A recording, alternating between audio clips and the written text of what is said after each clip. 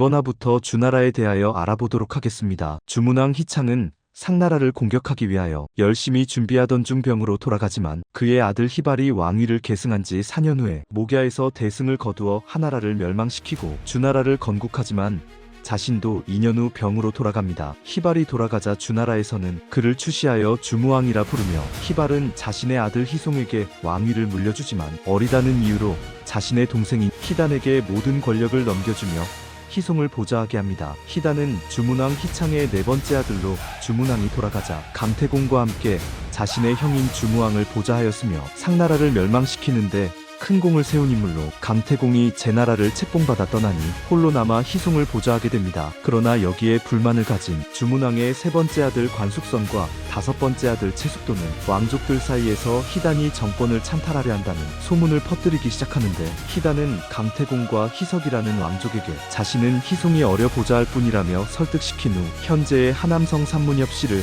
기점으로 희단이 동쪽에 행정구를 만들어 관리하기 시작합니다. 그러나 관숙선과 채숙도는 끝까지 희단에게 불만을 가지고 아예 무경 곽숙처와 동해 부족들까지 끌어들여 반란을 일으켜버리는데 무경은 상나라 마지막 왕인 상주왕 지신의 아들이며 곽숙처는 주문왕의 8번째 아들입니다. 애초 주무왕이 상나라를 멸망시킬 때 상나라의 백성들을 무경과 함께 상나라의 도읍이었던 조가에서 지내게 하였으며 무경의 반란을 막기 위하여 주변의 폐용위나라에 자신의 형제인 관숙선, 채숙도, 곽숙처를 파견하였으나 이들이 오히려 무경과 연합하여 반란을 일으켜버린 것입니다. 전쟁 과정에 대한 상세한 기록은 없지만 주단은 반란을 제압한 후 무경과 관숙선은 처형해버리고 채숙도와 곽숙처를 유배 보내거나 강등하였다 기록되어 있으며 대규모의 반란을 막기 위하여 새로 71개의 제후국을 책봉하는데 이 당시 희씨 왕족은 53명이나 제후로 책봉됩니다. 이후 희석이 도읍을 호경에서 나급으로 옮기고 나급 주변에 왕족들의 제후국을 대거 건국하게 하여 나급을 보호하게 하며 끝까지 상나라를 지지하던 상나라의 귀족들은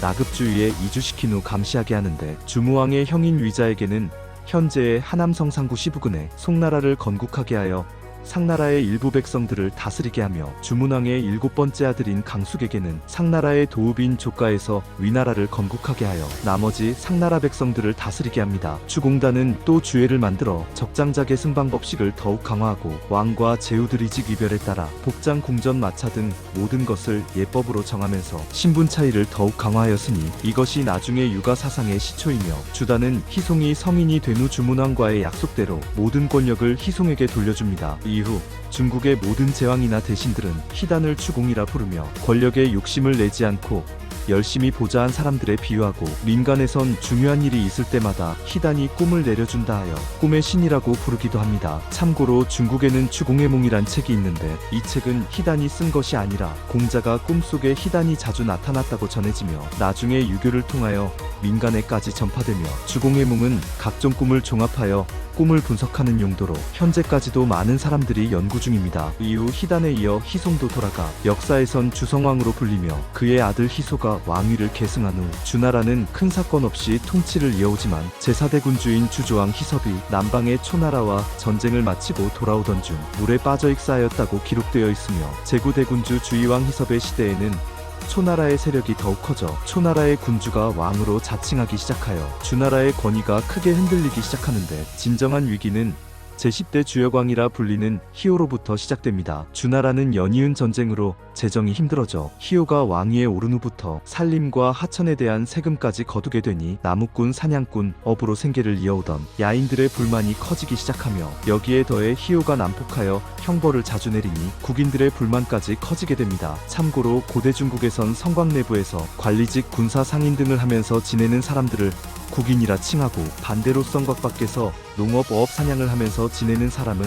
야인이라 칭합니다. 야인에 이어 국인들까지 자신에게 불만을 가져 좋지 않는 얘기를 하고 다닌다는 소문을 듣게 된 희호는 이들을 잡아오게 가두거나 처형해버리기 시작하니 겁을 먹은 백성들은 길거리에서 알고 지내던 사람을 마주쳐도 눈길만 주고받으며 대화를 나누지 못하니 희호는 자신이 백성들의 입을 막았다며 기뻐합니다. 이것을 지켜보던 소목공이란 대신은 백성들의 언론을 막는 것은 강을 막아 홍수가 발생하게 하는 것보다 더욱 위험한 일이라고 경고하였지만 희호는 시호는 끝까지 받아들이지 않습니다. 기원전 842년 침묵을 지켜오던 국인들은 더 이상 참지 못하고 폭동을 일으켜 왕궁을 공격하며 일부 대신과 군인들까지 참여하니 희호는 폭동을 막아내지 못하고 측근들과 함께 도우빈 호경을 버리고 채라는 곳으로 도망가 기원전 828년 62세 나이로 돌아갈 때까지 다시 호경으로 돌아오지 못하며 주여광이란 시호를 받게 됩니다. 잠시만 설명드리자면 고대 중국 사대부들에게 자가 있고 스님이나 도사들에게 호가 있는 것처럼 왕이나 황제에게도 인연호 시호 묘조노가 있는데 인연호는 말 그대로 왕이나 황제로 등극할 때 인연도의 의미를 부여하는 것이나 같은 황제라도 자신의 정치 목적을 위하여 통치기간 여러 번 연호를 변경할 수 있으며 시호는 왕이나 황제가 돌아가면 그의 업적을 좋거나 나쁜 의미로 대신들이 평가하는 것으로 중국의 시호는 주나라부터 시작되며 진시황에 의해 잠시 폐지되나 그 다음인 한나라부터 마지막 황조인 청나라까지 이어오게 됩니다. 묘도 말 그대로 제사에 사용되며 보통 개국 황제는 태조 계승자를 태종으로 이어오며 조노는 당나라로부터 시작되어 시호와 다르게 비판적인 문자가 없으며 찬양하는 문자와 긴 것이 특징입니다. 추가로 설명드리자면 시호는 보통 한 글자만을 사용하여 상중하로 나누어 대신들이 왕과 황제를 평가하는데 예를 들자면 업적을 높게 평가하는 상으로 문, 무, 강, 성, 선, 명, 경 등이 있고 중으로 아쉬워하거나 슬퍼하는 회, 도, 에, 민, 사, 서가 있으며 하에는 비판적인 려, 유, 양, 허 등이 있습니다. 다시 돌아와 국인들이 폭동을 일으켰을 때 주려왕이 도망갔지만 그의 아들 희정은 미처 도망가지 못하고 호경에 숨어 지내 있었는데 이것을 발견한 소목공은 자신의 집에 숨겨줍니다. 그러나 이 사실이 국인들에게 알려지면서 사람들은 소목공의 집으로 모여들게 되니 소목공은 사람들의 분노를 풀어주려고 노력하였지만 결국 실패하자 할 수 없이 자신의 아들을 희정이라 속여내어주니 사람들은 그 자리에서 소목공의 아들을 때려 죽여버립니다. 기원전 841년 국인들의 반란이 끝나자 사람들의 회의를 거쳐 소목공과 희단의 후예인 주정공이란 사람이 함께 주나라를 다스리게 하니 이 세대를 주정공화라고 부르게 되며 중국 역사에선 기원전 841년부터 정확한 연도가 기록되기 시작합니다. 14년 후인 기원전 828년 주려왕이 돌아갔다는 소식을 들은 소목공과 주정공은 성인이 된 희정을 왕으로 추대하니 희정이 주나라 11대 군주인 주선왕이며 직접 백성들의 분노를 지켜보았던 주선왕은 현명한 대신들을 중용하여 의견을 받아들이며 백성들을 위안하기 시작하며 내부 모순을 해결하고자 대외정벌도 시작하니 주나라는 다시 국세를 회복하기 시작하여 이 시대를 선왕중흥이라고 부르기도 합니다. 하지만 시간이 지날수록 주선왕은 점점 거만하게 변해 대신들의 건의를 들으려 하지 않고 처형해버리까지 하며 법령을 어겨가면서 제후국들의 계승 문제에도 참여하니 대신들과 제후들의 불만이 쌓이기 시작합니다. 여기에 더해 시간이 갈수록 전쟁에 패배하는 일이 자주 발생하고 귀족들이 토지를 사유화하면서 정전제까지 큰 파괴를 당하여 경제적으로 큰 피해를 입게 됩니다. 여기서 정전제란 정자 모양으로 밭을 9개로 나눈 후 농민들에게 농사를 짓게 하여 8개는 농민들이었고 나머지 1개는 나라에 세금으로 바치는 방식인데 나중에 전국시대부터 생산력이 강화되고 사유지의 개념이 확정되면서 상황에 의하여 완전히 폐지됩니다. 기원전 782년 주선왕이 돌아가자 그의 아들 희궁성이 왕위를 계승하고 2년 후인 기원전 780년부터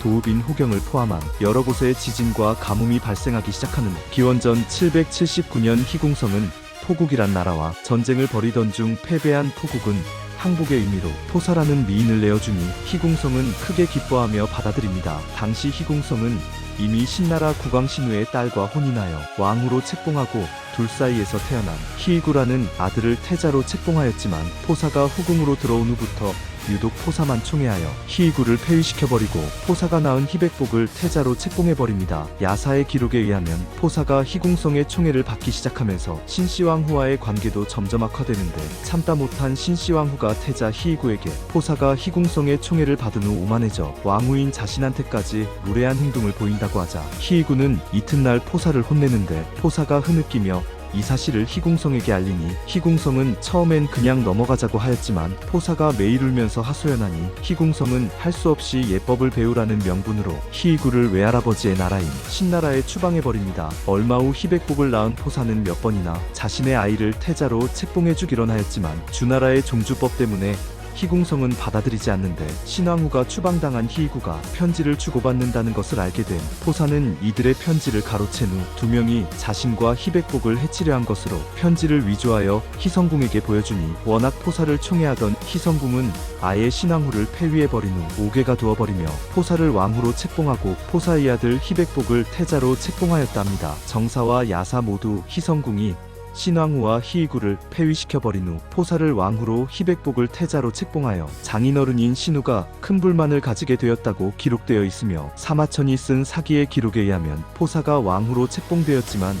매일 우울해하며 웃지 않으니 희성궁이 각종 방법을 사용해 보았으나 포사의 웃음을 볼 수가 없어 고민하고 있을 때 간신들은 봉화대를 이용할 것을 건의합니다. 봉화대는 워낙 도읍의 위기를 알려 주변의 제후국들에게 도움을 요청하는 장치였으나 희성궁은 포사의 웃음을 보기 위하여 봉화대에 불을 올려버리는데 군사를 거느리고 달려온 제후들이 적이 없는 것을 발견한 후 어리둥절해하는 모습을 보던 포사는 깔깔 웃었는데 이것을 본 희성궁은 나중에도 포사가 웃는 모습을 보고 싶을 때마다 봉화를 올리니 역사에선 이 사건을 봉화로 제후들을 조롱한다는 뜻인 붕화희제후로 기록합니다. 기원전 771년 희성궁의 장난 때문에 지치고 제후국들이 봉화에 불응하자 이 소문을 들은 신우가 증후 서융을 연합하여 주나라의 도읍인 호경을 기습하는데 희성궁이 봉화를 올려보지만 대부분 제후국들이 군사를 보내주지 않아 희성궁과 희백복은 여산에서 죽임을 당하고 포사는 서융에 끌려갔다고 합니다. 현재 중국 역사학계에서 희성궁이 봉화로 제후국들을 조롱한 사실은 존재하지 않고 장인어른인 신우가 자신한테 불만을 가진 사실을 알게 된